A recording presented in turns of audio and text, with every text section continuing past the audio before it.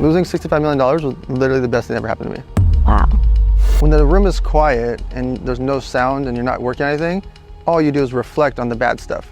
What if I did this? What if I could have done this? I shouldn't have done this. Like, oh, they stole this from me. Oh, I lost this. I blame them. All those things are in your mind. But if you're busy working, none of that's in your mind because you're busy. When you're working with that many influencers, what did you see that was like the thing that would make people fail in this industry? Their own egos.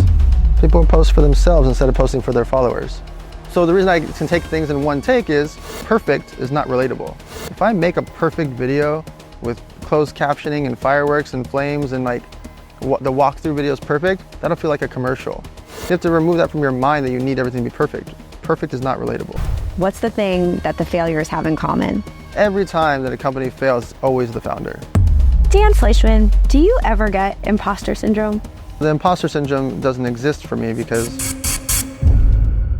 I just realized like many years ago, the only thing you can do is be the best version of yourself. And when you catch yourself doing flaws or doing things badly, you have a choice to fix it or keep being a piece of crap. Like, that's up to you. Welcome to the Jen Gottlieb Show. Welcome back to the Jen Gottlieb Show. I'm so happy you're here. So grateful for you. And of course, thrilled and excited about today's episode. If you are listening to this on Spotify or Apple Podcasts, I want to make sure you know that we also have the show on YouTube. And this episode specifically is one of two episodes that you definitely want to check out on YouTube because we filmed in a very special location in Los Angeles, California for this one and one of the upcoming episodes as well. This episode was shot at Hubble Studios. Hubble Studios is an incredible studio in Los Angeles, California that's owned by my friend Vince Ritchie. And they shoot campaigns there for Vogue, for Nike, for Apple, for Chanel. All kinds of massive campaigns are done in the studio. It is like the definition of cool and chic. And I was so lucky that my friend Vince was like, hey, come on over to the studios and let's shoot the podcast. So I spent an entire day there. We filmed this episode that you're about to listen to. We also filmed an episode where I interviewed Vince, the founder, and he just went above and beyond for me, set up an entire photo shoot booth for me, and I got to do some promo photos as well, which you can check out on my Instagram. It was just an incredible experience. So I highly recommend that if you are listening to the Jen Gottlieb Show here on wherever you're listening to without watching, take a second to go to YouTube, subscribe, check it out, and watch this one because I'm really, the setup is cool. It's super chic. It's super minimalist, but it looks just really high end and really crisp. And I'm going to let the cat out of the bag for this episode. Today, I am sharing with you, I did an interview today. I'm coming back to you in the future doing this introduction. But for this episode, I got to interview Dan Fleyshman. But the cool thing about this episode with Dan was that he brought his baby, Ariana Ocean, his brand new baby, and she sat on his lap the entire time. This was her very first podcast interview ever. She's under 1 month old, and she sat there the entire time on her dad's lap, did not make a sound. Maybe you'll hear a little bit of baby cooing in the background. You might, but she was so amazing, and it was a really special moment to get to sit with my friend, mentor, and business partner, Dan, talk shop, talk about business. This was one of my favorite interviews that I've ever heard in general from him. And I'm not just saying that because I asked him the questions. I was genuinely listening to him and I'm like, oh my God, he is on his game. And I think it might have had something to do with the fact that his brand new baby girl was sitting in his arms and he's a dad for the first time. So he has a totally different perspective on life now with a daughter. And it was really interesting to hear about that. But if you don't know who Dan is, I need to give you a quick introduction before you dive into this episode. Dan Fleyshman is not just one of my mentors, dear friends, and business partners, but he is one of the most connected people I've ever met in my life. He's also one of the kindest and, of course, one of the smartest people that I've ever met in real life. And I really mean that. Whenever I'm trying to figure out a problem, I always just, me and my husband, Chris, we joke, we're like, what would Dan Fleyshman do? And I'm really blessed and lucky that I get to call or text him and ask him what he would do. But hopefully you'll be able to learn from this episode some of the things that you can do differently when it comes to leadership, social media, branding, business in general, decision-making, connecting, networking, and you can think about what would Dan Fleyshman do. So that you know a little bit more about him and what he's accomplished in his life. He's done so many things. He's a social media mogul. He's a serial entrepreneur. He is a philanthropist and an angel investor to 37 companies. He was the youngest founder to ever take a company public at the age of 19. Since then, he's co-founded Elevator Studios, which is one of the biggest social media marketing companies or agencies, which is one of the biggest social media marketing agencies in the world. He is also the founder of the 100 Million Mastermind Experience. He is one of the partners in the Aspire Tour. He's spoken at over 200 events. He's also a co-founder with me and our new company, Viral Video Editors. And man, he is also the owner of the Wild Jungle. So Dan Fleyshman lives on a ranch in Temecula, California that he just decided to open, and he has saved hundreds and hundreds of animals' lives. It's a beautiful animal sanctuary where they take care of all kinds of endangered animals and rescue a lot of animals that need rescuing. It is a beautiful, fun place to be. So not only is he a mega entrepreneur traveling the world, speaking everywhere, and opening companies, starting companies, investing companies, but he's also living on a farm, saving animals, and now he is also a new dad. This is just one of the most interesting people I know, and I'm really excited for you to learn from him today. I loved this interview. I love this episode, and I have a feeling you will too. So without further ado, strap on in, get ready for none other than Dan Fleyshman. Welcome to the Jen Gottlieb Show. I am here with two special guests. This is my first podcast where I've had two people.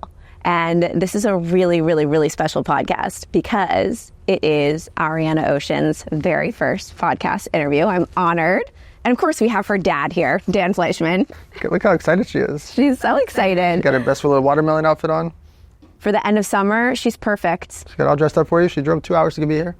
I'm so grateful. Ariana, I'm so grateful. And hopefully you watch this one day and you are unbelievably proud and excited to be on the Jen Gottlieb Show for your first podcast.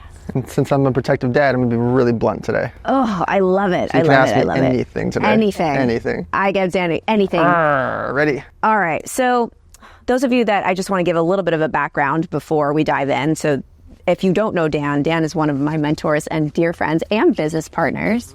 I also have to say, Dan, like right off the bat, you've given me a lot of opportunity. And I don't think that I would have the brand that I have today, even maybe this show, the speaking career that I have, if you didn't open some doors for me. So you're one of the most connected people that I know, one of the most successful people that I know, and above all, like one of the most, man, you have more integrity in business than most people that I know. So I'm really grateful to have you here. And Dan, how many companies do you own currently? So I'm an angel investor in 43 companies. I own 7 active companies. And then I advise for, I don't know how many, a bunch of other ones. And you're the also founder of the 100 Million Mastermind. Yep. And you are part owner of the Aspire Tour. Yep. And Elevator Studio, the social media agency. Everbowl, the acai bowl chain. We're up to 96 locations now. We got Cars and Coffee with Gary Vee. Gary Vee's the one that named it. With Post Malone, Steve Aoki, all those guys. We have a chain of sports card stores. And now I'm starting like different divisions. Elevator funding. So we've been doing millions of dollars of loans. Now you want to tell stories. Just announced the Elevator Mortgage, so division of Elevator Funding. So a lot of different subsidiary companies within Elevator Studio. And underneath Elevator Studio is also Elevator Syndicate. We raised $56 million the last 3 years for food and beverage brands and consumer products. And so just taking like the main company and then buying pieces or taking pieces of different companies. And you are also the youngest founder of a publicly traded company ever. Yeah. And I want to start there because many people don't know this story. A lot of people know Dan and the Dan now with all of the bells and whistles and branding and Elevator. But take me back to when you became the youngest founder of a publicly traded company. So it was April 1st, 2005. I was 23 years old, 23 and a half. And we had trademarked the catchphrase, "Who's your daddy?" for a bunch of different products. You trademarked that catchphrase? The slogan, yeah. When I was 17. And so we'd done like tens of millions of dollars in clothing sales, all with that slogan on it. Can we talk about the irony about that for 1 second? Who's your daddy? Okay, continue. And so around 21 years old, I met these investment bankers And they were like, if you want to go public, let us know, blah, blah, blah. We started talking about going public. I didn't really know what that meant. Again, this is, many, many years ago. And I was 21 when they approached me about it. But I wanted to start an energy drink. And I saw that there was 900 drinks on the market. They all had that thick taste from the taurine ingredient. And so I figured out a way to make a cranberry pineapple flavor, 0 sugar, 0 carbs, 0 calories. Most of the cans were black or silver. I made a bright red, bright yellow. So I wasn't reinventing the wheel, just making it better, faster, and stronger. They were $2.99 for drinks. I was $1.99. They were 8.4 ounces. I had 16 ounces and 8.4 ounces. I had an energy shot. They didn't. I just did things that I saw what they had. Anyways, go public. And then for 4 years, from 2005, 2009, I literally don't remember anything but selling the drinks. I don't remember a date. I don't remember hanging out. I don't remember a birthday party. I don't remember any pictures from that 4 years. I just sold the drinks into 55,000 retail stores. We had 43 distributors. And so that was my life, my whirlwind. And going public is an interesting thing because now you've got to answer to everything about every detail. Why did you buy those flowers for that table? Couldn't you done without it? Well, if you did buy the flowers, instead of $24.99, why didn't you buy the ones that are $18.99 over here? You have to report and explain everything about your life. And so I don't regret going public. It was very, very useful, but it is a lot of paperwork. I mean, you spend $2 million a year in legal and accounting and auditors to audit your auditors to audit your auditors. Yeah. And at that point in time, there was no social media. No, we had the MySpace. We had we had a really good top 8 on MySpace. It was fun. A really good top 8. I remember that. You'd be on my top 8 now if we still had that. So you were the founder of this public company. You were running around selling energy drinks to people. You don't even know what happened during that time in your life. And when did Elevator become Elevator? So 10-year anniversary of starting the company from 17, when I was 27, I resigned from the company because I wanted another feather in my cap. So I started an online poker site with Dan Bilzerian, DJ Steve Aoki, a bunch of Playboy Playmates, and professional poker pros. And then 10 weeks, the poker site is live. I'm living in a place called Malta. I've never heard of Malta in my life. I just went there with a backpack, moved to Malta to get my gaming license. And then within 10 months, we're the top 5 poker site in the world out of 550 sites. And we're doing millions and millions of dollars of revenue with 5 employees. So I have no overhead and just going for it. And so I make this brand really famous, social media is just getting going. And then boom, April 15th, it's called Black Friday. Online poker is shut down in America. Everyone is gone. Billions of dollars are seized by the government, not from me, but from everybody else. I manually pay back 41,000 players the next 4 days. I lose $65 million overnight. And I have to wake up April 19th after 4 days of paying everyone back. What do I do now? I don't have a job. Because it was so abrupt, The whole poker market just got shut down out of nowhere at 10:10 in the morning on April 15th. And so I had a choice. I can sit on the floor and cry about it, losing $65 million. That same day, April 19th, I'm supposed to be in Costa Rica. I had rented out the Gaia Hotel and Resort Casino. I had literally had Playboy Playmates and models flying from all over the world to do a big photo shoot. All the poker pros were flying in. I rented the whole resort out. Photographers, Josh Ryan, the best photographer, everyone's coming. And my mom is telling everyone, hey, we can't go. And we can't even get a refund on the resort. I still burned in my brain. And so theoretically, I could have sat on the floor and cried about losing $65 million and this whole, my brand. But instead, I started consulting for companies. I started my charity, Model Citizen Fund. I started speaking at events. I started angel investing because I didn't want to have all my eggs in one basket ever again. So that's how Elevator Studio started. And that was one of those companies that you started during that time. Yeah. When you say after you lost everything, I just started this and I started that. I think a lot of people would not just jump into starting a bunch of things after they had the biggest loss of their entire life. Yeah. Was there a mindset shift that you had to make during that time in order to just get back up and start other things? Or is there a secret sauce to starting over again? So when you jump back into something or jump back into being busy, it makes it hard for you to cry about the thing and feel pity for yourself. When the room is quiet and there's no sound and you're not working on anything, all you do is reflect on the bad stuff. What if I did this? What if I could have done this? I shouldn't have done this. They stole this from me. I lost this. I blame them. All those things are in your mind. But if you're busy working, none of that's in your mind because you're busy. And so I just jumped right in, full steam ahead, consulting for land-based casinos, consulting for Morgan Stanley, like consulting for everyone about gaming because I became the good guy in the space because I paid everybody back. And so just immersing myself right back into the game allowed it. It's kind of like if you have a separation, if you start dating or hanging out with your friends or just being out back into the world, you won't be crying as much sitting in bed eating bonbons and Oreos thinking about the breakup compared to if you were staying active with your friends or staying active with work or going to the gym, like doing stuff. It's really easy to sit and cry about the breakup that you had with someone for 2 years or 5 years or 10 years, whatever. But by being active in your life, that's what reframes it, right? Yeah. Staying active. Staying active. And then you created an unbelievable amount of momentum as well because you just kept going. You didn't pause. You kept going. Losing that company was the best thing that ever happened to my financial career. Wow. Losing $65 million was literally the best thing that ever happened to me. Wow. And you started from zero. Oh, yeah. Zero. Yeah. And then you built up Elevator Studios. What other companies did you build up alongside that? So Elevator Studio, first name was actually One Penny Ad Agency. And it converted to Elevator Studio later. One Penny Ad Agency was the same thing. We were doing tweets and impressions. I would literally drive to the Kardashians' house to drop off Fashion Nova dresses. I would go over to Tyga and bring them fit tea. I was driving around for tweets. And we were just making up numbers like $2,500, 50 grand, 10 grand. People still don't know what to charge for social media, but imagine back then. What was the most you ever paid for a tweet back then? Oh God, 150,000. For one tweet? Yeah. Well, they ended up doing 3 tweets, but one tweet was all they had to contractually do. But it worked. The brand did like 680,000. It was for fit tea. And Kim Kardashian did one of the best posts ever, like an Instagram post when Instagram was first getting going. It was just photos. She bent over the side of her kitchen counter, and this photo went so viral. Like it went crazy. It's still like Google search today. And she just, over the counter, and there's the fit tea bag, and they crushed it. Like they broke the internet, and it broke his website. He did millions of dollars in sales. And that was a connection from your agency. I drove there. I was in the room. Like I was there. Yeah, Fit Tea and Fashion Nova were the 2 pioneers of social media, like paid posts. And Fashion Nova obviously took on its own world, and they do it all themselves now. I was just doing some of the celebrity posts back then, and some of the rappers and influencer posts. They, became this multi-billion-dollar company since then, and dealing with thousands of influencers. But at that time, you literally just made up numbers. How much do you charge? Instagram was just getting going.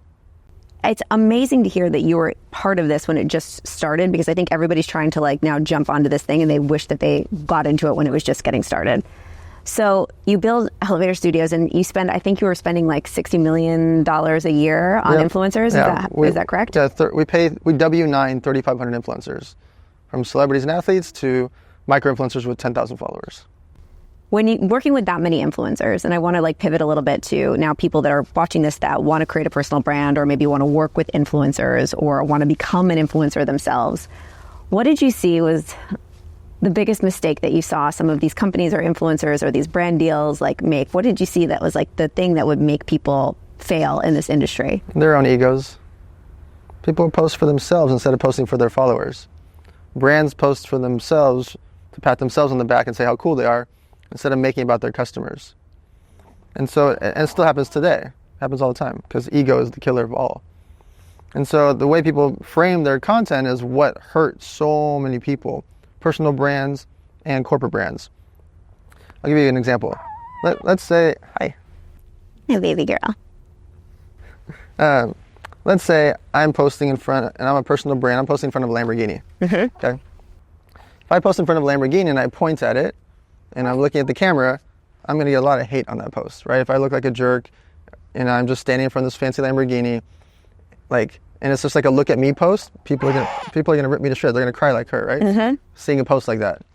But imagine that same Lamborghini, same exact photo, same exact pointing, but I say, 1999, I got my first job in high school. I had this old school 82 Mazda Protege. It cost me $800, always used to break down. After all these years of working, investing, and putting in 20 years, I finally got my dream car.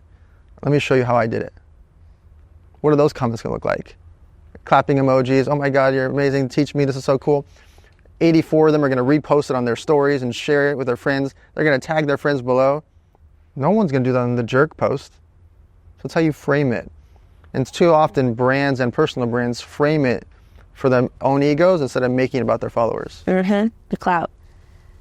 So we talk about personal branding a lot, and you have this 100 million mastermind where you've got a lot of guys in the room and women, a lot of people in the room that have either exited their company for millions and millions of dollars, building billion-dollar companies, going to exit, huge founders. And you tell them how important it is to build their personal brand still, even after you've exited your company. Why is it so important to be creating a personal brand? So let me give you a quick example. To everyone that's listening, don't cheat, ready? Name the CEO of Southwest Airlines. You can't. Name the CEO of American Airlines. You have no idea. Name the CEO of Delta, Spirit, Ryanair, JetBlue. You have no idea. But everyone listening, if I say, name the CEO of Virgin Airlines, everyone knows Richard Branson. And when you think about it, he's the only CEO that's a multi-billionaire with Necker Island and 100 different brands of vodka, casinos, hotels, record labels, etc., all under the Virgin brand.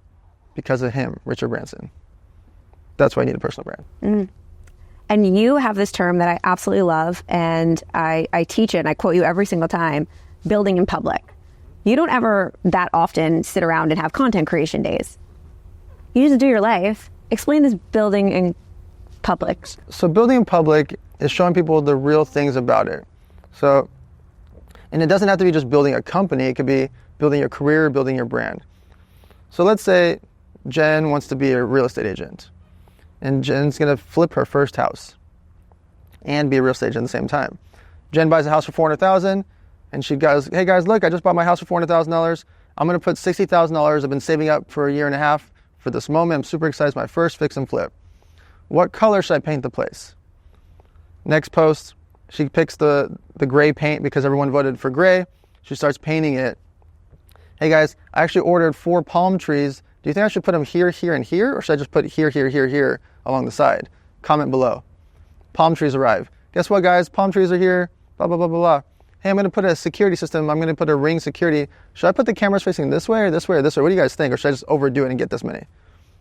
Step by step, you just keep asking about the kitchen, the bathrooms, the pool, everything about this property.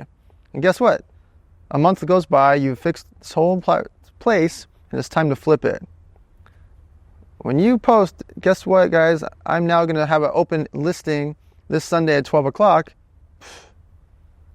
That's our house now. Mm-hmm. We know where the kitchen is, the bathroom is, the tiles. We picked your sink. We feel a part of it compared to every other real estate agent that just posts, bought this house, open house listing Sunday at 12 o'clock. No one cares. No one cares about this random house you have in Miami, Florida. That's $460,000, and you made it now it's $530,000, and what do we care? You're just posting another open house like everyone else, compared to Jen, who's been showing us the living room, the dining room, the kitchen, the bathroom, every step of the way. Imagine you do the same thing and you're launching a clothing brand for toddlers and babies. And you're like, yeah, I just got to the manufacturers. Oh, I just got my first print. Look, what do you guys think of the watermelon? Is that color cool? Hey, guess what, guys? I'm doing bow ties now. And you're showcasing behind the scenes what's going to happen when it's launch time. That's our clothing line now. All your followers, like, that's our clothing line. They're going to post it. They're going to share it. They're going to buy. They're going to support because they feel a part of it compared to just launched a clothing line, link in bio. Yep. What would you say to people who watch you? I've seen you do it. You're wherever you are and you do it in one take. Like, here we are at Helpful Studio, we're doing Jen's podcast and whatever you have to say about it. And you do it in one take, in 1 minute, and it's perfect. A lot of people that are listening to this right now and a lot of people I communicate with on a regular basis are unbelievably nervous to do that. They take 20 takes. They feel like they can't do it unless their hair is perfect, their makeup is perfect, they have a script. How do you consistently show up? Are you nervous? Do you have a framework that you use when you film these little clips? The reason I'm not nervous is I don't care about making mistakes. If something happens right now, if she poops right now, a bird flies to the window, I'm going to keep talking to you very calmly. It's just part of life. Babies poop, birds fly, things happen, right? So the reason I can take things in one take is perfect is not relatable. If I make a perfect video with closed captioning and fireworks and flames and like the walkthrough video is perfect, that'll feel like a commercial. If I post here right now and I just have my phone out and I'm showcasing, hey, I'm going live with Jen Gottlieb, Ariana Ocean's first, blah, blah, blah, like I'm just talking about it, that feels relatable to people and they'll comment and engage. If I have Roger make us a fancy video right now with fireworks and dragons in it, it's going to get way less engagement. It's not that you don't want that sometimes. You want the fancy video sometimes to edify you. But this, a phone video right now with Ariana and you, would crush compared to the fancy video. You have to remove that from your mind that you need everything to be perfect. Perfect is not relatable. Perfect is not relatable. Let's talk about relationships. You're the most connected person that I know. We were just at lunch and I had no idea who I was sitting next to. And turns out it was the founder of Marvel Studios. Yeah. Like, wait, only in Dan's group would I be randomly sitting next to the founder of Marvel Studios. So talk to me about how you keep up with all of your relationships, because I feel like you know everybody and you're one person and you're able to create such deep relationships with so many people. So everyone in my phone is saved for their business, passion, hobby, and their city. So Jen Gottlieb, speaking, PR, Miami. Why? Well, if something happens in the PR world, I can send Jen articles or news clips that happened. Something happens in the speaking world, I'm like, oh shoot, I can try to get Jen speaking at this event. Miami, because anything pops up in Miami, I now have an excuse to text Jen. The way you're saved in my phone, the contact, makes it easy for me to remember. Because when you start to meet hundreds of people, it's hard to remember. So whenever I go to Miami, and there's, let's call it 42 people on the phone, well, I know I can text 10, 20 of them or whoever I want to meet up with. Hey, meet me at the W Hotel. I'll be there Friday night for dinner at 8 p.m. until 10. Saturday morning from 8 a.m. to 10 a.m. And then I'll be in the lobby from 12 o'clock to 3 o'clock just hanging out if you want to come by for dinner, breakfast, or lunch. What did I just do? I edified myself because I'm doing all these things. I gave them 3 different options for busy people, right? If you're out of town, that's different. But if you're in town, I gave you a nighttime, morning, and afternoon. So I have a much higher conversion rate that Jen's going to show up. If Jen doesn't show up, I got all the brownie points. I invited you, right? I do that to 10 or 20 people every week, every trip, everywhere I go. Because I just know I'm going to be in Miami, come to my hotel, meet me in the lobby or meet me at the restaurant. The reason I try to do it at my hotel or one right next door is it makes it easier for me because I'm going to be there for many hours. And I don't want to try to actually organize with Jen like, okay, Friday night, 8 p.m., that's an individual dinner. And what if she's like, oh, I can't make it till 10 or I can only come at 6. I don't want to go through all that. I want to give 2 to 4 hour gaps for her to choose from to come and go as she pleases. And I want to send that to 4 people, 8 people, 12 people, 20 people, whatever that is. And in between there, if I have specific meetings like, oh, I really want to meet with Jen to talk about this new business we're doing together about video editing, great. Saturday, 1 p.m. is just Jen and I, right? And so the point of this is when things arise in someone's industry, I text them. When something is interesting in their city, I text them. When I'm thinking about them or it's their birthday or holiday or something happens, I text them.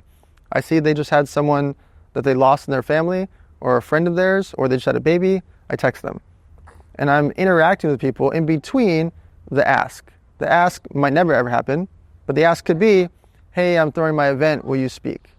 Jen says yes. If I didn't text with Jen the whole time, it's different, right? If I just go for an ask. Hey, Jen, I'm throwing the world's largest toy drive in Miami. Can you get your team to bring a bunch of toys? Yes. Yes, Jen will.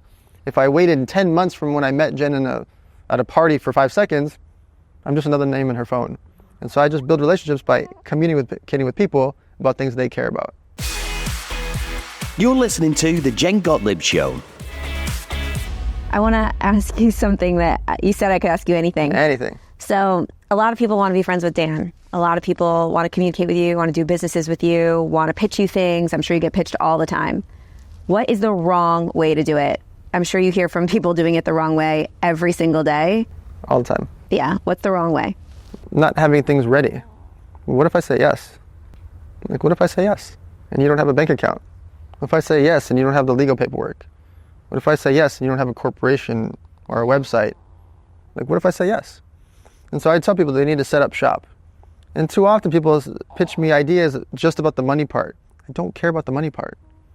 Like, you're not going to sway me because they're like, oh, you're going to make $100,000 a year or $1 million. I don't care about the money part. Not because of my financial part.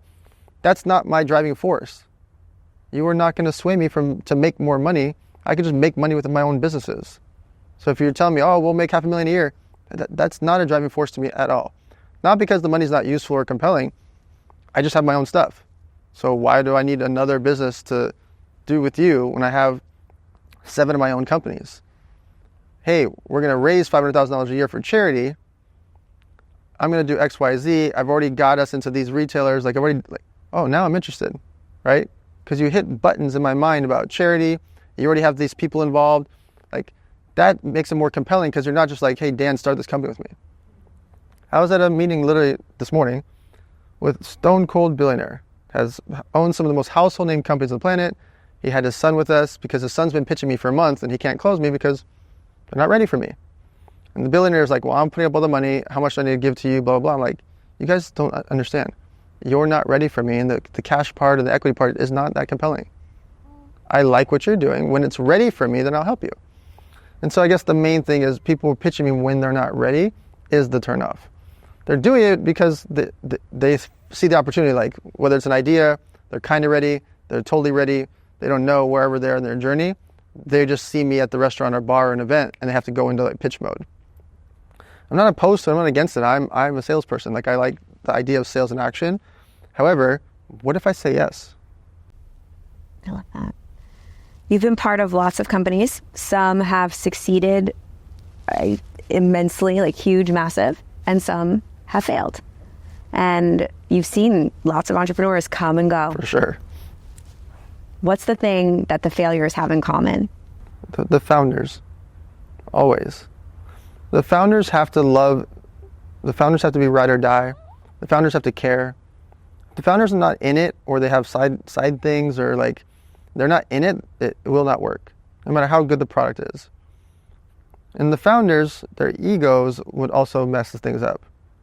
They won't do sales calls, or they won't go to the conventions, or they won't follow up for buyers, they won't follow up with investors, they won't respond. Like they're just not the one to be the one running it, or they won't hire a CEO to run it. But every time that a company fails, it's always the founder. Can there be situations like a shutdown like we went through in 2020, or the crazy scenarios? Of course those things can arise. But even in those, I found some of my best wins look at Everbowl. During the shutdown, when all the other restaurants were scared, canceling leases, not growing, Jeff Fenster got on QVC, did $7 million in sales of frozen acai, which he didn't even sell. He even had an idea for frozen acai before March 2020. Signed 300 leases, got all these franchises, raised tens of millions of dollars. Like that all happened during the shutdown when all the other restaurants are going away. And so it's the founder. Even when bad stuff happens, look at the founder of what he did compared to everyone else. I want to talk about AI a little bit. Take a total pivot because I really want to hear your opinion of what you see, especially in the social media space. So I'm starting to get this feeling that I don't know if any of the videos that we're going to be watching online are necessarily going to be of that actual person. Do you think that Ariana and I are here right now? I don't know. What do you think is the future of social media specifically with AI? So AI has made it too fast and too easy to replicate this podcast, for example. We could have 50 clips or 500 clips of this podcast by the time you get home to Miami. Compared to having 36 videographers and editors trying to work on all these clips, AI can do it really, really fast. Is it perfect yet? No. But AI by definition is artificial intelligence, and it's going to get smarter through data. And there is billions and billions of pieces of data coming in every single day now. And so what we see today, ChatGPT, is nothing compared to whatever's coming next year, the year after, the year after. What we see in AI right now is nothing compared to what we'll see in the next coming years. And then what happens in 5 years and 8 years, etc. Think about technology in general. You didn't have a smartphone 20 years ago. You didn't have a single app 12 years ago. Everything that we do in our life, Ubers and Amazon and Instacarts and all these things, these are 10, 15, 20-year-old things. And now with so much more capital, so much more data, so many more smart people, so much information, so much social media content, everything is at our fingertips. Think about now how much faster technology is, how much faster the execution is. And so AI as we know it, it's something that people need to research and understand, but what it's going to look like over the next couple of years is nothing compared to what it looks like now. What do you think? Do you have a vision of what it's going to look like, or do you want to guess? Well, I think that things that are human will have way more value. How so? People, the same way when we had we went to virtual offices and everyone thought that was going to be the new wave, and now Elon Musk just tweeted virtual offices is a scam. It is, because people want to be in person. Yeah. You can't replicate this. Can we do a virtual podcast? We could. It wouldn't feel like this. The clips wouldn't feel like this. Like, that's why I don't do virtual podcasts for my own podcast. Not that it's not the same content. It just will feel different. Being in person with people at live events, in person for podcasts, will feel different. And you'll feel different on our videos. AI will never be smart enough to make a video that Roger can make. It won't be close. Can it make a video of us right now that's exactly 60 seconds and everything is posed perfectly and it has closed captioning? For sure. Before we got to the car, it can make that video. It will not have the same feel and style and flow that Roger would make. Because he knows Ariana Ocean. He knows Jen Gottlieb. He knows Dan. He knows how we're sitting. He knows how we feel. He knows which parts we're going to like to talk about, which ones we wouldn't care to. AI will never learn that. Let's talk about the little girl sitting in your lap right now. Yeah. You just became a dad for the first time. Is it true that everything changes once you become a parent? So here's what's interesting. I had dozens and dozens of people keep telling me like, oh, your heart's going to change, your mind's going to change, everything's going to change. And when you hear people tell you that, you're just kind of like, because you can't grasp it. Like, so I just said, yeah, of course. Like, oh yeah, I'm excited for it. I kind of just kept leaning like, yes, but I didn't believe it. I didn't understand it, feel it, or even think it was possible. And then the day she came out, I was like, whoa, everyone was right. Across the board. Like, literally everything changed. The way I act, the way I think, the way I feel, the way I look at stuff. Like, everything. Give me an example of like the biggest change that you've seen in yourself. Maybe you caught yourself doing something, you're like, holy crap, that is totally because I'm a dad right now. My phone has been over there for an hour. I couldn't care less. For 2 decades, I would have like a panic attack if my phone wasn't next to me, right? But instead of wanting to hold my phone, I want to hold her fingers. What do you want her to know? So she's sitting here on your lap right now, and one day she's going to listen to this. She's going to watch this. It's going to be a big thing for her because this was her very first on-camera appearance. She's watching this at 20. She's about to go into the world in a big way and go, get wings and fly and do her thing. What advice would you give her? That you have the power. Too often, girls give power to other people, to the public, to the fans, to the followers, to the boys in their life, to girls in their life. They let them have the power over their lives. And I've dealt with and watched it for so many years, dealing with all these influencers and girls and friends, and watched them give the power to other people, make them cry on the comment section because people are mean to them, go back to ex-boyfriends 16 times because they don't think they can get another boyfriend. Like, I've watched them give their power up and listen to, they get in fights with their parents and they can't stand up to them. They get fights with their friends and they argue and then they can't fight back. But she has the power. I'm going to tell her that all the time for the next 20 years. You've got the power, little girl. I love that you had a girl. And you've always, often we're in rooms together where I'm one of the only women. And you have always been one of those men that have opened the door for me, put me on stage. And I was like, of course Dan's having a little girl because he's a supporter of women. And I want to thank you for that in such a big way. What do you see in the future for you are a part owner of Aspire. So I want to dive into events a little bit because a lot of people that are listening to this are speakers or they put on events or they're building a brand because they want to host events. I'd love to hear what you think the future is for in-person events and like the speaking circuit as it looks right now. So speaking events, again, bring people in person. Can you get the same exact content from Marcus Lemonis and Kevin Hart and all the Shark Tank people and Jen Gottlieb from YouTube and social media? Literally word for word, yes. Word for word. Your speech is somewhere on social media right now and they could get it. They can't feel it the way they could if they sat in that room. And they can't network with the people during lunch and breakfast and on the breaks as they could in that room. That literally create lifelong relationships. They can't. Watching Jen on YouTube can give you the content. Watching her in person in that room with 800 people can set up their life. And so live events will only get stronger. It will never go away. It will only get stronger. And we learned a lot about that, similar to what I was mentioning about the virtual offices and working from home. People are like, oh my God, we're going to all just do our events virtually. You think people watch for 8 hours straight for 3 days at home in their living room? No. They got kids, they got text messages, they got social media, they got TV shows, they got to go to lunch, they got to do this. They're not engulfed in your 8-hour event online. They're not, especially not for 3 days. But you come to my mastermind for 3 days, we go speak at a business conference for 3 days, you go to health and wellness retreat for 3 days, you are in it. You are in it. And so live events will never go anywhere, no matter what happens with AI and robots. It's only going to make people want human connection even more. So Aspire is one of your companies. You have so many. And I want you to talk about your text message threads, how you run all of these companies, because I think that it might be very intimidating for some people to look at all your portfolio of companies and know that how you are very involved in every single one of them. How do you manage that?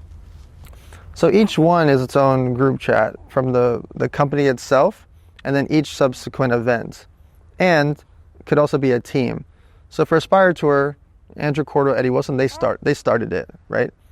I have group chats with them with the executives. I have a group chat with the videographer, photographer team, and then we have a group chat based on each weekend, right, or each event. So Phoenix, Chicago, Madison Square Garden, whatever, there's a group chat for that exact event. And their executive team and their staff deals with all of it. I'm putting in my 2 cents, I'm watching it, but the team has to be able to run it.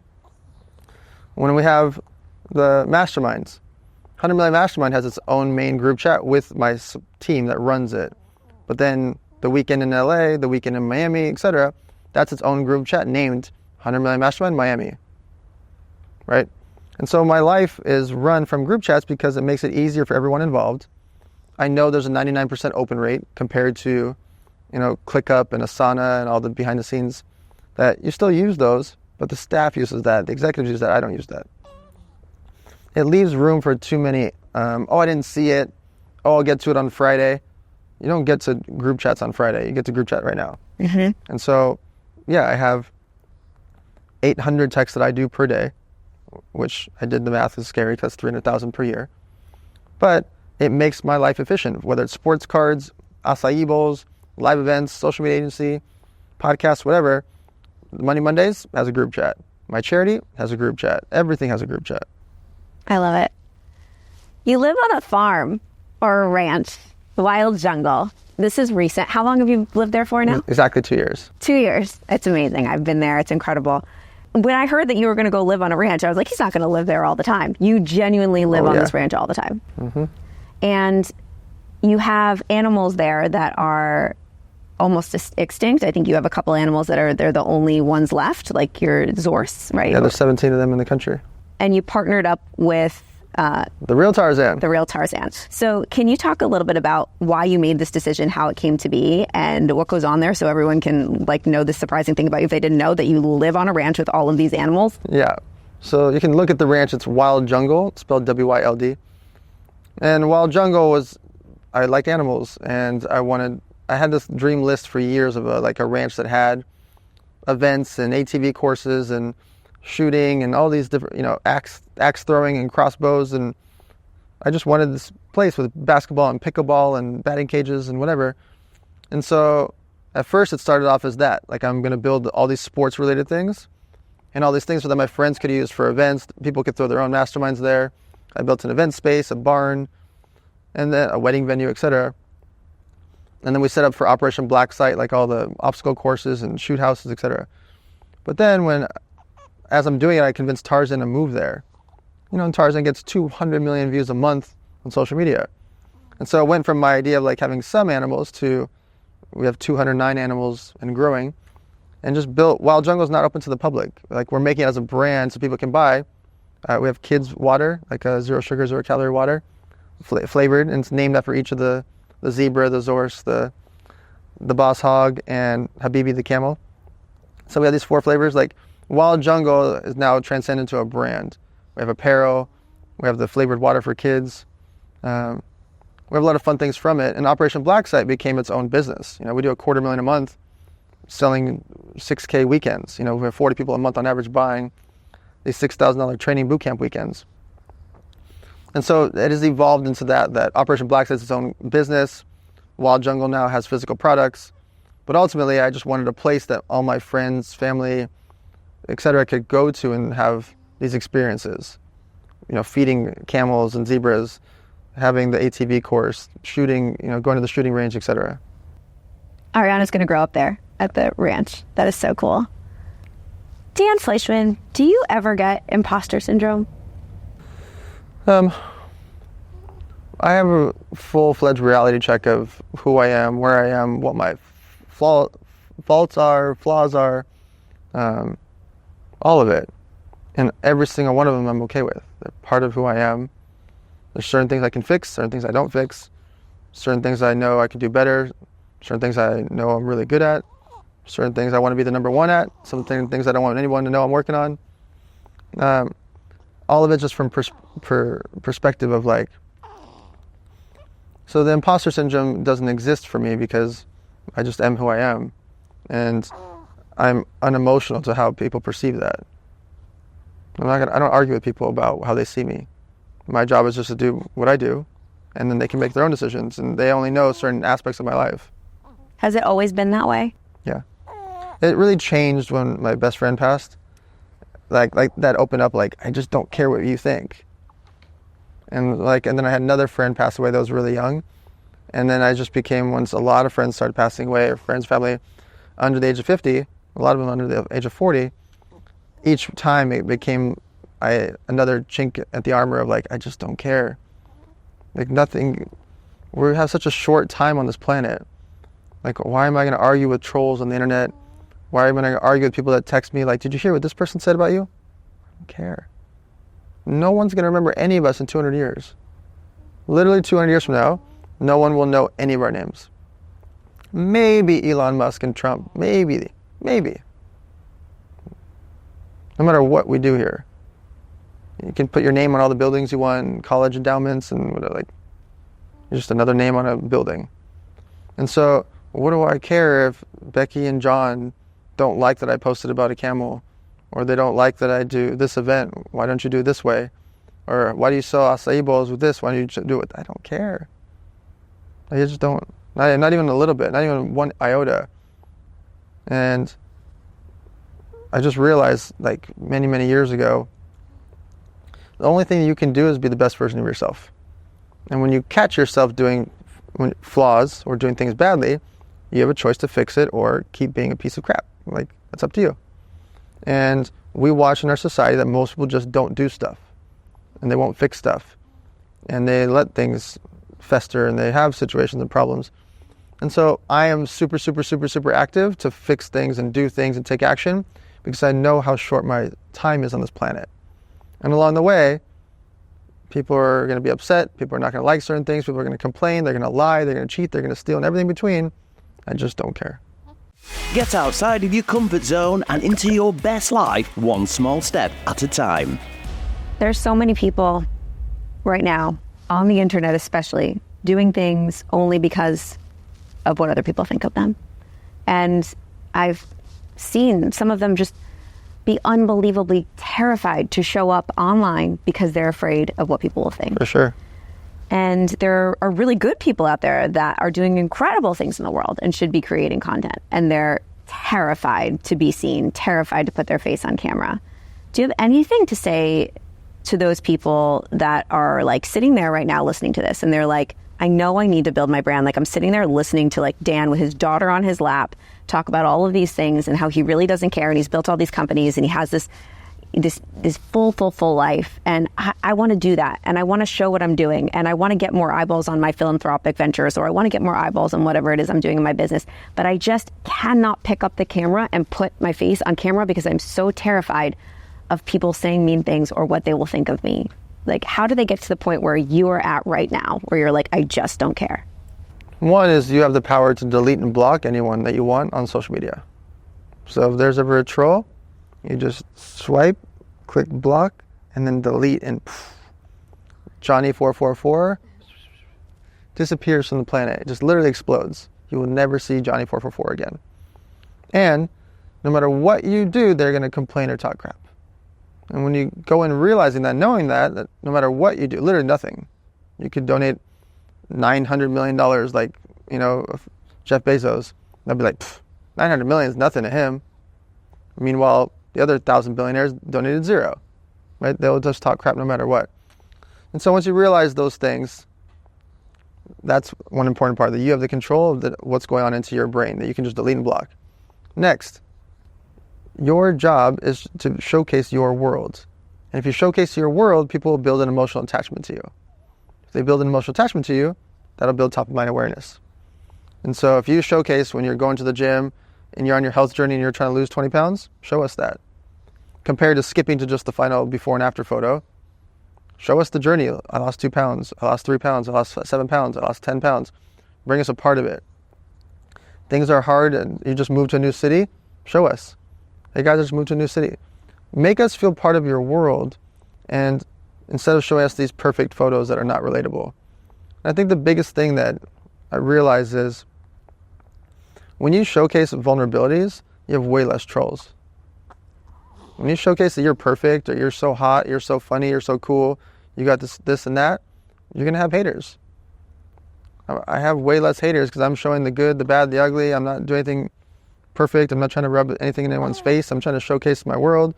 When things go right, wrong, my booth is small, my booth is huge. Like, I showcase all of it. If I showcase something that's $1,000, I showcase the same way I show $1 million thing. I'm just showcasing my real life. Back to school supplies, I'm sitting on the floor, sweating. That's what's happening. I'm doing the toy drive. We did the toy drive in 10 cities. I was showing us Roger and I at Target at midnight, just showcasing my real life. There's nothing fancy about being at Target at 12 o'clock at night, or even posting at 12 o'clock at night. Just showing your real life. When you start to realize you show your real life and make people feel a part of it, you will have very few trolls and haters. And the few ones that do pop up, delete and block them. And if they pop up in your real life, delete and block them in real life too. Delete and block them in real life. Let's talk about that. I want to talk about that because I know that you deal with a lot of people. Oh yeah. You deal with a lot of really amazing people and possibly bad people. And I have this problem that I think this is a problem. I don't know. I always think that everybody has good intentions, and I think that can be bad for me in business because I don't really. It's not true. It's not true. It's not true. They have the best intentions for themselves. Right. So I'd love to hear from you as my mentor. What would you say to me from your years in business, what you've learned about people? People care about themselves, their business, their self-preservation, their self-gain far more than you. And in every dealing, you'll start to notice it after the first week, the honeymoon phase. First week honeymoon phase, we're going to do this together, we're going to do this together, I'll do all the work, don't you worry, blah, blah, blah, blah, blah. And then reality sets in later on down the road. No, you said you were going to do that. No, you said you should do that. People change along the path from throwing events, doing businesses together, etc. Ultimately, they have their own self-preservation and they want to make money or get fame or get something from you at your detriment. They will do whatever it takes in a lot of cases. Even the people that you respect, you're super close with, people that you look up to, the celebrities, the brand that you've always wanted to work with, the brand and their executives care about the brand and the executives, not Jen. Jen is a stepping stone along the way for their journey, whether that's a partnership, a deal, a social media post, a speaking event, whatever that thing is. And oftentimes we just want to envision that, oh no, they really want this for me, but if you were late or you screwed up or you didn't do this or you did that or you did a different version of it, they would cut you off so fast. And they are wanting to protect themselves. They're wanting to make gain for themselves. Now, does that change me as a human? No. I go in knowing how people are. And I prepare myself for the bad parts too. The reason I've won 15 out of 15 lawsuits is I save all the messages. I send messages as if I'm going to have to read them in court one day at a deposition. I stay calm in the chaos. And most importantly, intent. Every step of the way, I intend to do my part. What I'm going to do, where I'm going to be, what money I'm going to put in, what action I'm going to take, whatever that thing is, my intent is always going to be there. It's going to be on paper or on email or on text message. And so going in, it's also not the person that you're dealing with that can change things. Keep in mind, you could be married for many years and you could have a very amicable divorce. When you get to the settlement, it's the divorce attorney that you're dealing with, not the wife or husband. And along the way, there's new people in their ear. Oh, girl, he did this. Oh, you should have done this. Oh, you're so much better. Oh, you got away from him, or you did this with her. Blah, blah, blah, blah, blah. And so the person that you started your business with, or were married to, or were friends with, there are other people around them in their ear, and especially the attorneys at the end. And so if you go in knowing that your job is to be the best version of you, don't overhype anything, take all the action that you say you're going to do, and in the end, the only person you can control is you. So good, Dan. So many mic drop moments. I want to talk more about you being a dad and just what you want for your daughter and what, like, as you raise her, I know she already has an Instagram handle at Baby Girl Boss. Do you want her to start creating content right when she can? How are you going to navigate social media with your daughter, with the little girl? So the whole concept for Baby Girl Boss is to bring women into business and investing and speaking, Oh, I etc. love that. I didn't know this. I'm using her as the catalyst for that. And so that's why she's going to be on podcasts and stages and events, and I'm going to wear a backpack and just strap her onto the front of me, and I'll be speaking at events with her there, literally on my chest, is to have fun with it, to bring more women into the business world, the investing world, speaking world, etc. Once she gets to the point where she wants to make her own decisions, obviously, then she can decide how she acts, interacts, likes it, doesn't like it. I'm not going to force her to do anything. I want her to have fun with it. If she doesn't have fun with it, no problem. If she just wants to be a ballerina or feed horses, no problem.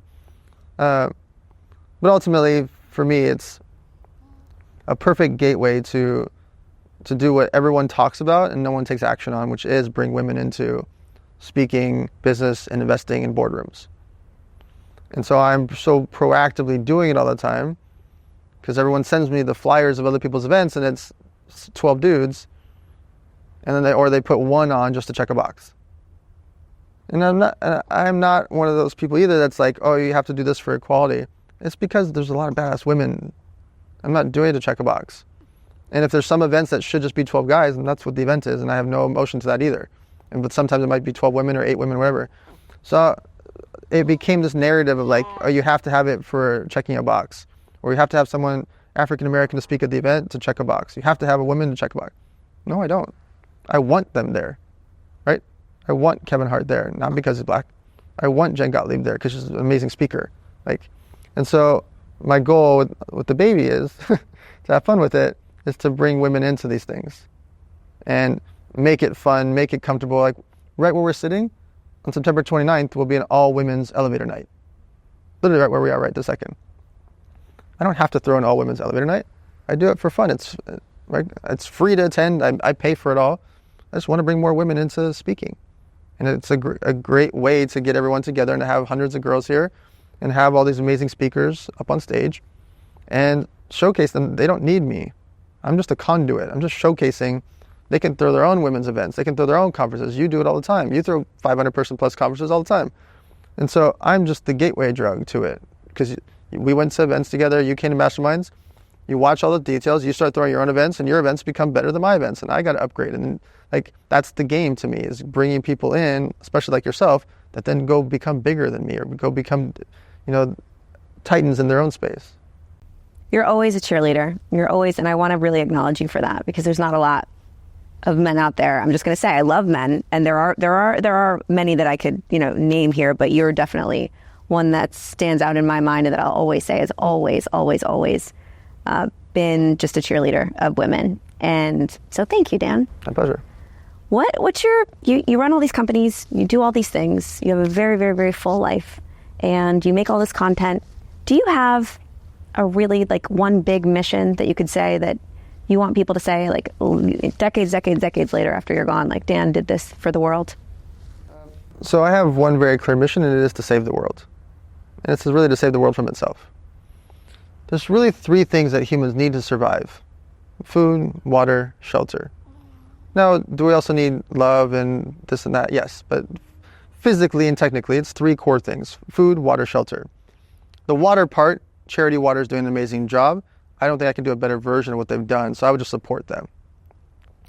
The food side and the shelter side I'm obsessed with, because it's insane when you think about the sheer millions of restaurants, hundreds of thousands of grocery stores that waste food. And a lot of times, for legal reasons, they can't give it away. So I want to fix that part. And we think about the amazing amount of snack companies, food companies, what they could do to give out food at mass and have a tax write-off and make it free could feed everyone on our planet hundreds of times over. Hundreds of times over.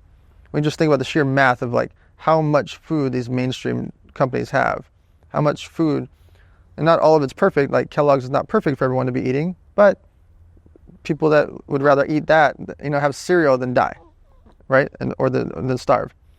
But we just think about the sheer math of how many people are hungry, and it's going to get worse because of inflation. I'm on a stone cold mission to do that. That takes a ton of capital and a ton of personal brand and relationships.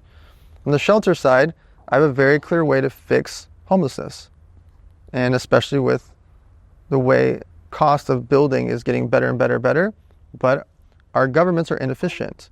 I'm not anti-government, I'm just anti-slow.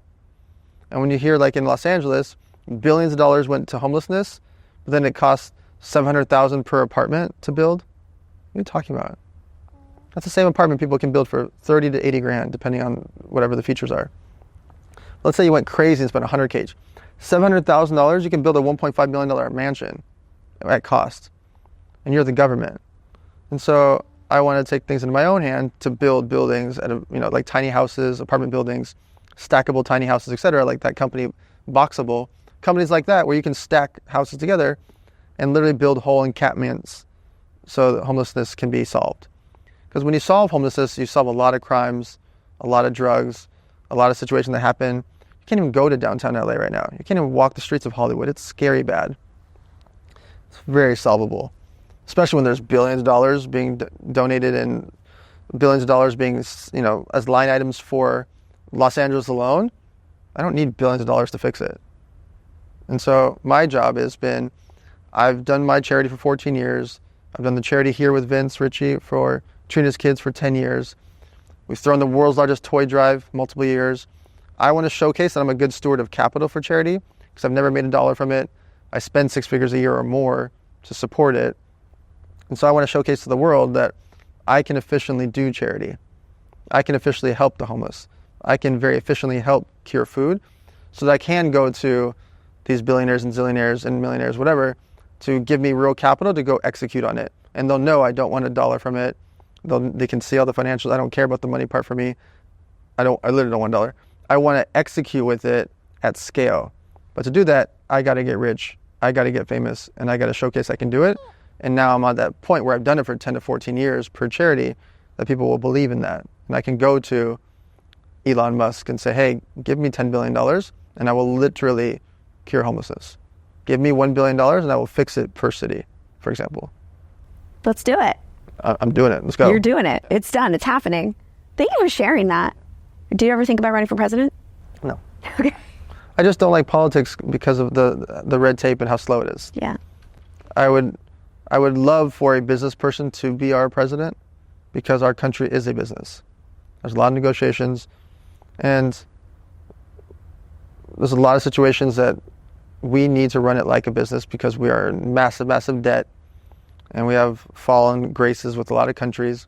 And so there's a lot of reasons for a business person to be, our president. And hopefully in our lifetime that happens.